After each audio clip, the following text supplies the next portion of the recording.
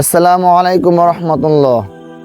তো প্রিয় বন্ধুরা, আমি গত দু একদিন আগে একটা ভিডিও আপলোড করেছিলাম, যেটাতে বলছিলাম যে ব্যবসা নিয়ে কিছু কথা বলছিলাম যে আসুন আমরা সকলেই চাকরি ছেড়ে বা চাকরির পাশাপাশি একটা ব্যবসায় জড়িত হই। এই ভিডিও দেখে কিছু দিনই ভাইরা কমেন্ট করেছে যে প্রত্যেকটা মানুষ যদি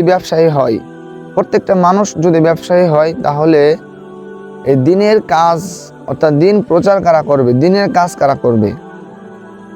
তো তাদের উদ্দেশ্যে আমি বলতে চাই, দেখেন প্রিয় ভাইরা আমার, যে দিন শুধু চাকরির ভিতরে নয়, মসজিদ মাদ্রাসা খেদমত করার নাম শুধু দিন নয়, এখানে দিন শেষ নয়। দিন এখানে শেষ নয়। আমরা তো মনে করি একটা মসজিদে চাকরি করলাম, পুরোপুরি দিনের পথে থাকলাম না, এটা কখনোই সম্ভব না।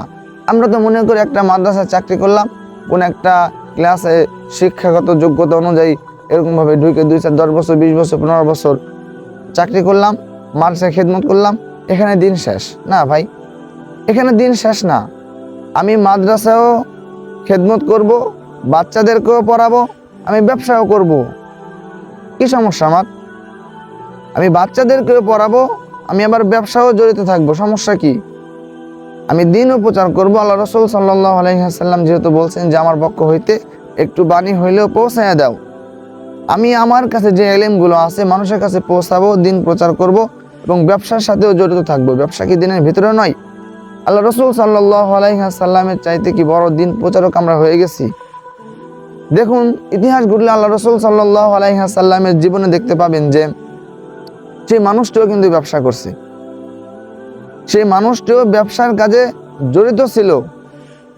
যে মানুষটির জন্য আজকে আমরা দিন পেয়েছি, সেই মানুষটিও ব্যবসার কাজে জড়িত ছিল। অথচ আমরা আজকে কি কমেন্টগুলি করতেছি যে সকল মানুষ যদি ব্যবসায়ী হয় তাহলে দিনের কাজ কে করবে? দিনের কাজ কি বলতে আপনি কি বোঝেন ভাই? দিনের কাজ বলতে আপনি কি বোঝেন? ব্যবসায়ী দ্বারা কি দিনের কাজ হয় না? 90% রিজিক আল্লাহ ব্যবসার মাধ্যমে রাখছে, এটাকে আপনি দিনের বাইরে ফেললেন? এটা কিভাবে আপনি দিনের বাইরে ফেললেন? একটু খেয়াল করলে দেখতে পাবেন যে বাংলাদেশে কওমি মাদ্রাসা যতগুলো আছে, অর্থাৎ যত বড় বড় মাদ্রাসাগুলো আছে, কওমি মাদ্রাসা, প্রত্যেকটা মাদ্রাসা চলে কিভাবে? সরকার থেকে কোনো অনুদান নাই, কোনো চাকরিজীবী নাই, কোনো এরকমভাবে নেতা নাটকর এরকমভাবে যারা ক্ষমতায় আছে তারাও সাহায্য করে না। তাহলে এই মাদ্রাসাগুলো চলে কিভাবে? আমরা বলে থাকি যে আল্লাহ চালায়, হ্যাঁ আল্লাহই তো চালায়, কিন্তু আল্লাহ তো নিজে এসে টাকা দিয়ে চালাবে না, কারো মাধ্যম দিয়ে চালাবে, তাই তো? তো দেখুন সেই মাধ্যমগুলো কারা? যারাই মাদ্রাসাগুলো চালায় প্রত্যেকটা মানুষই দেখবেন যে বড় বড় ব্যবসায়ী, প্রত্যেকটা মানুষই বড় বড় ব্যবসায়ী।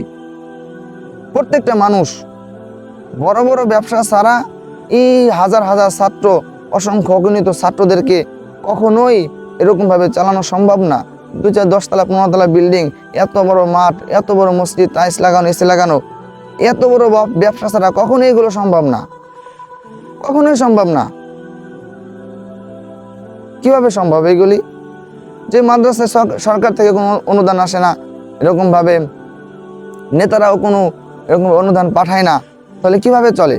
এই ব্যবসায়ীদের মাধ্যমে আল্লাহ তাআলা চালায়, এই ব্যবসায়ীদের মাধ্যমে আল্লাহ তাআলা চালায়। আমরা কিন্তু কওমি মাদ্রাসায় যারা পড়ে বড় হয়েছি, এই ব্যবসায়ীদের টাকা খেয়ে খেয়ে বড় হয়েছি। এই দান সৎকা, মানুষ বলে দান সৎকা অনুযায়ী চলে, কারা দেয়? ওই ব্যবসায়ীরাই তো দেয় কওমি মাদ্রাসাতে। সেজন্য আমি দিন থেকে দূরে থাকতে বলবো না। ব্যবসা একটা দিন, মাদ্রাসা খেদমত করার একটা দিন। আর একটু খেয়াল করে দেখেন যে ব্যবসায়ীগুলো মাদ্রাসা চালায়, মাদ্রাসা পরিচালনা করে, মাদ্রাসায় টাকা পয়সা দেয়, তারা যদি মূর্খ হয় তারপরেও তাদের কাছে মাথা নত করতে হয় কিছু আলেমদের। এই শিক্ষার কি দাম রইল? একটা মূর্খ মানুষের কাছে মাথা নত করতেছি, কারণ কি? তার কাছে টাকা আছে ভাই, সে মাদ্রাসা চালায়, মাসে 2 লাখ 5 লাখ 10 লাখ করে টাকা দেয়। এরকম হুজুরও দেখছি, একেবারে মুফতি সাহেব হয়ে, ইফতার পাশ করে, আলেম হয়ে সে নিচে বসে আছে, তার সামনে টাকাওয়ালা কমিটি সভাপতি তার সামনে চেয়ার নিয়ে বসে আছে, পাও ঝুলে ঝুলে বসে আছে। আমার চোখে দেখা ভাই। কারণ কি? এই শিক্ষার কি দাম রইল? একটা মূর্খ মানুষের সামনে যদি আমি মাথা নত হয়ে থাকে, একটা মুহাদ্দিস হয়ে, একটা ইফতা পাশওয়ালা হুজুর হয়ে। সেজন্য ব্যবসাকে ছোট করে দেখার কোনো সুযোগ নাই। কিছু কিছু বেয়াদব কমিটি আছে, আমি যে মাদ্রাসায় পড়তাম, আপনার একটা কমিটি ছিল হুজুরকে বাপ মা তুলে গালি পারতো, কি বেয়াদব। তারপরেও হুজুরা কিছু বলার সাহস পেত না, কারণ কি, ওই যে মাদ্রাসার কমিটি টাকা দেয়, মাদ্রাসা চালাই, এই জন্য।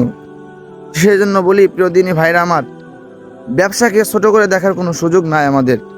আমরা মাদ্রাসায় খেদমত করব, সাথে ব্যবসায় জড়িত থাকব। এই ব্যবসায়ীদের কাছে যদি আমরা থাকতাম, অর্থাৎ এই ব্যবসায়ীদের জায়গায় যারা মাদ্রাসাগুলো চালায় তাদের জায়গায় যদি আমরা থাকতাম, মাদ্রাসাগুলো না কি ভালোভাবে চলতো, কোনো হুজুরের রাগারাগি হতো না, বা বেতন 10,000 টাকা জায়গায় 20,000 টাকা বেশি দিয়ে আমরা কি হুজুরদেরকে রাখতাম। সেজন্য আলেমদেরকেও ব্যবসা করতে হবে, আলেমদেরকেও ব্যবসা করতে হবে। সেজন্য ব্যবসাকে ছোট করে দেখার কোনো সুযোগ নাই।